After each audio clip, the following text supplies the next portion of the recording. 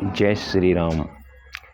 नमस्कार दोस्तों, आप सभी किसान भाइयों का बहुत बहुत स्वागत है हमारे चैनल दीनदयाल जायसवाल पर। सबसे पहले रक्षाबंधन के पावन त्यौहार पे आप सभी किसान भाइयों और बहनों को मेरी बहुत बहुत शुभकामनाएं। चलिए, बात रक्षाबंधन की त्यौहार की आ रही है तो सभी जगह खुशी का माहौल है, और एक खुशी जो वह प्याज के बाज़ार में भी है।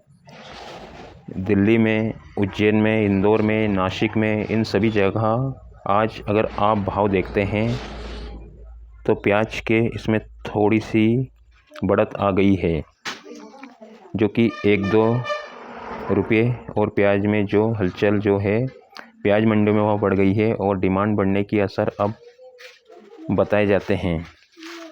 यहाँ प्याज की डिमांड का अब बढ़ेगी। इसका बहुत बड़ा कारण है कि उत्तरी भारत में जो सावन का मास है वह आज रक्षाबंधन के दिन समाप्त हो जाएगा। इसके बाद यह सावन का मास ख़त्म होगा, और उसके बाद यहाँ प्याज की डिमांड घरेलू तौर पे बढ़नी शुरू हो जाएगी।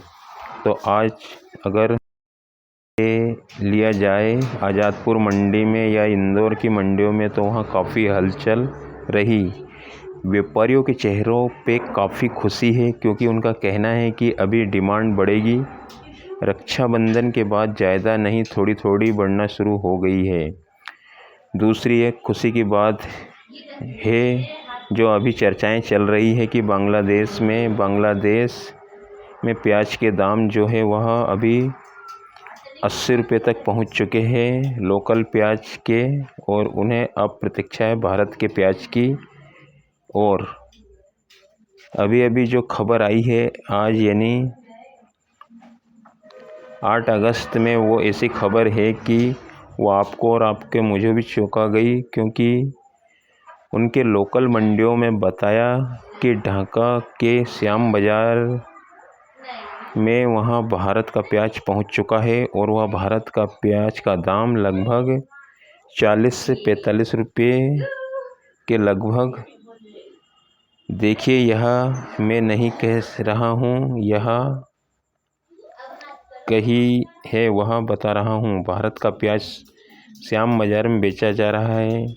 फिर हमने इसकी थोड़ी सी कुछ पूछताछ की, निर्यातकों से बात की, तो उन्होंने बताया कि अभी तक आधिकारिक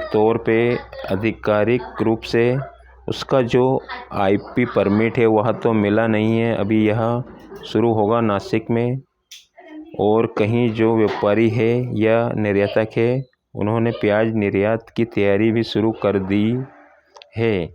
कई लोग ऐसे उन्होंने गाड़ियां भी भर दी है। फिर भी अभी आधिकारिक रूप से बॉर्डर शुरू नहीं हो गई है, पर हो सकता है अगले हफ्ते या सोमवार को इसके बाद कोई अच्छी खबर आएगी। और अभी जो प्याज जा रही है उसका कारण यह बताया जा रहा है, मेघालय में और त्रिपुरा में यह स्मगलिंग हो रही है, प्याज की स्मगलिंग होती है। ऐसे हमने एक स्टिंग ऑपरेशन करके पहले ही बता दिया था। 110 दिन पहले की प्याज की स्मगलिंग हो रही है, उस पर स्मगलिंग का हमारे ऊपर कुछ असर नहीं होगा। यानी प्याज की स्मगलिंग तो हो रही है, पर किसानों को जो दाम है वो हो सकता है इंदौर में या नासिक में, आज़ादपुर मंडी में वो ज़्यादा उसका असर नहीं होगा, क्योंकि एक स्मगलिंग एक मोटरसाइकिल पे ले जाते हैं या साइकिल से ढोया जाता है। फिर भी वहाँ प्याज तो मिल रही है। आगे चल के हमें और अच्छी खबर मिलेगी। अब यह कन्फर्म नहीं हो पा रहा है कि स्मगलिंग की प्याज है या कहीं और रास्ते से आ रही है। फिर भी भारत का प्याज बांग्लादेश में पहुंच चुका है, यह खबर तो पक्की है। उस मीडिया में, यहाँ के मीडिया ने बताया है। चलिए, और एक यह तो खुशी की बात है। फिर हमने दिनों का जो भाव था पिछले हफ्ते का, इस हफ्ते का उसका कंपैरिजन क्या है। एक तो पूरे देश में मॉडल भाव राज्यों के, और फिर हमने मध्य प्रदेश के जो मॉडल भाव है उसका कंपैरिजन हमने किया है। उनका कितने बढ़े हैं या घटे हैं, क्या ट्रेंड बताते हैं, वो भी हम बताएंगे। आज हम मध्य प्रदेश के मंडियों का हाल बताएंगे। पिछले हफ्ते मध्य प्रदेश के जिलावार मंडियों में मॉडल प्राइस क्या थी, औसत प्राइस क्या थी और इस हफ्ते में यानी 1 से 8 अगस्त तक यह जो हफ्ता चलता है वो 1 से 8 ऐसा चलता है। वो डाटा के हिसाब से 1 तारीख से 8 तारीख तक के प्याज के दाम बढ़े या कम हुए हैं, औसत वो भी हम देखेंगे। और पहले देश के मंडियों का हाल देखिए। चलिए हम शुरू करते हैं। सबसे पहले आइए जो हमेशा के लिए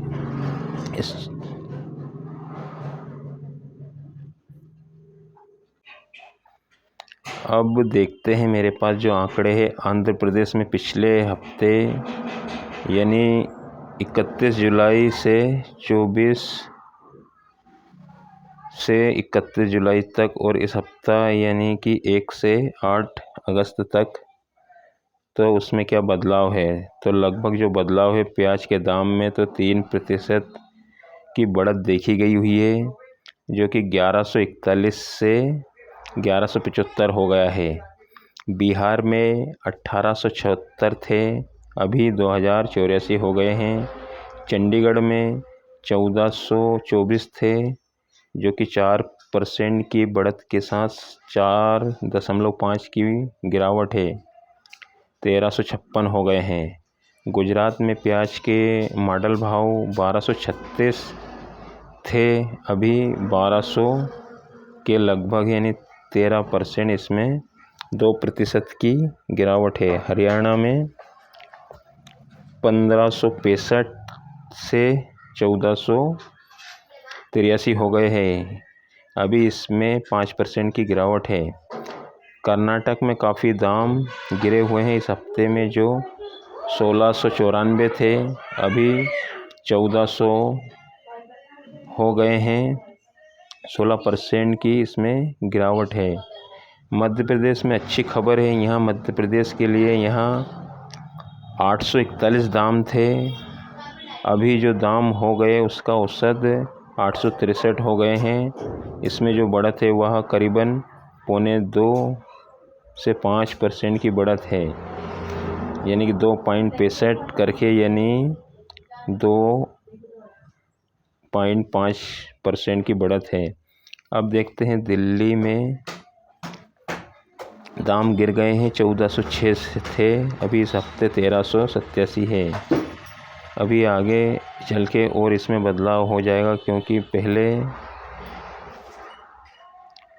रक्षाबंधन की छुट्टी है, इसके बाद रविवार की भी छुट्टी है, मंडी बंद है। महाराष्ट्र में और बिहार भी देखते हैं। राजस्थान में 10% की गिरावट है, उत्तर प्रदेश में 3% की गिरावट है, पश्चिम बंगाल में 2% की गिरावट है। अभी हम मध्य प्रदेश की मंडियों का हाल देखते हैं, क्या कौन से ज़िले में कितने दाम बढ़े हैं। तो जिलावार हमने औसत प्राइस लिए हैं। यहाँ देखिए, बड़वानी में 5.5 की बढ़त है, पिछले हफ्ते 824 थे, जो 869 है। भोपाल में 1% की बढ़त है, अभी 880 है, पिछले हफ्ते 872 थे। छिंदवाड़ा में लगभग 967 थे, अभी 1009 है। देवास में काफ़ी बढ़त है, जो कि 496 थे, जो 805 है, आंकड़े है। यही औसत दाम है। और कुछ इसमें धार में इसमें गिरावट हो गई है 3% 4 की, जो कि 604 थे, अभी 580 हो गए हैं। गुना के बाज़ार भाव मेरे पास नहीं है। ग्वालियर में 1178 थे, जो अब 1177 हो गए हैं, यहाँ कुछ ज़्यादा गिरावट नहीं है। हरदा में जो 1025 से गिर के 908 हो गए, यहाँ भी ज़्यादा नहीं है।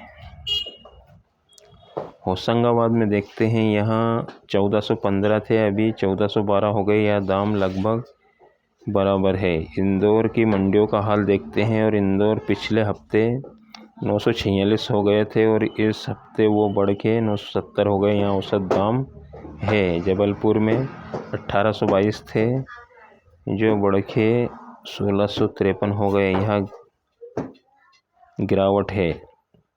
झाबुआ में 1114 थे, यहाँ 1415 हो गए। यहाँ बढ़त है। अब खंडवा में 728 थे, अब 712। यहाँ 2% की गिरावट है। मंदसौर में 6% की गिरावट है। 684 थे, 638 हो गए। मुरैना में लगभग 1200 से लगभग 750 हो गए। यह काफ़ी गिरावट हो गई है। नीमच में 861 से लेकर 583 हो गए, तो यहाँ भी थोड़ी बड़े बहुत गिरावट है। यहाँ 30% की। राजगढ़ में 743 से लेकर 710 हो गए। यहाँ 4.5 की गिरावट है। रतलाम में